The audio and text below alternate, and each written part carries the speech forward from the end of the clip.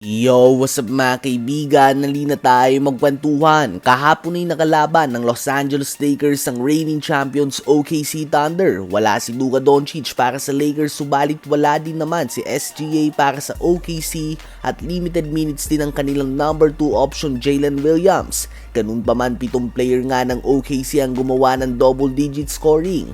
Tulong-tulong nga sila na pinatumba ang Lakers, kaya naman naging totoo si LeBron sa kanyang mga kakampi, sa mga coaches at sa fans mismo ng Lakers. Nakita nga daw natin ang OKC, yun nga daw ang championship level team. Hindi nga daw sila ganun. Malayo pa nga daw sila mga kaibigan sa pagiging championship level team.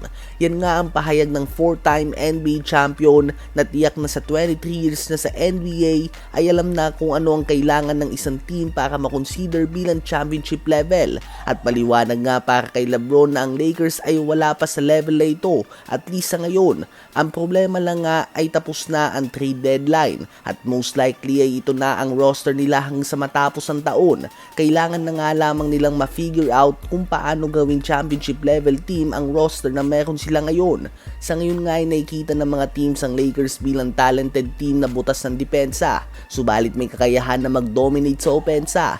Kaya nga nilang talunin by outscoring. At kapag dikit din nga ang game sa last 3 minutes ay may 3 players sila na maaasahan na gumawa ng mga big time plays under pressure. Kayo ba mga kaibigan, sa palagay nyo ba ay may kakayahan ng Lakers sa maging championship level team sa kasalukuyan na kinatatayuan ng kanilang roster? O kulang talaga ito at hindi balanse? Habang Golden State Warriors naman ay muling gumawa ng impresibong comeback kahapon sa game kung saan namahinga din si Stephen Curry dahil sa kanyang injury sa tuhod. Ang Warriors ay maagang nalubog sa malaking kalamangan, subalit hindi nga sila sumuko. From down 17 points ay nagawa nilang makuha ang panalo. Gumawa sila ng 19-5 runs sa last 8 minutes ng game. Ang malimit ang isang NBA team sa 5 puntos sa 8 minuto ay patunay ng matinding depensa ng Golden State Warriors. May ibang nagsasabi na sadyang nagpatalo ang Memphis Grizzlies upang mapakinabangan ng kanilang mga draft picks na nakuha sa Desmond Bane and Jaren Jackson trade.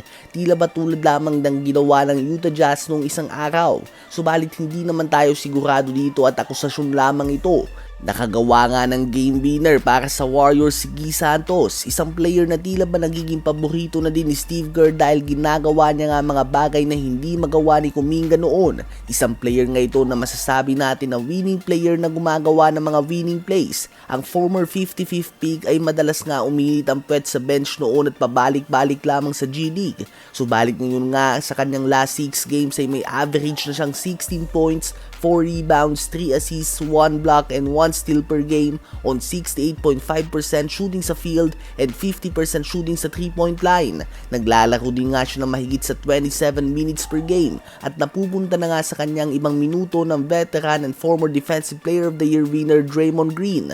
Si Guy Santos nga isang player na naging patient at nagtiwala sa proseso at talagang pinagpaguran ng bawat minuto na naibibigay sa kanya ni Steve Kerr ngayon. Ano ba masasabi niyo tungkol dito?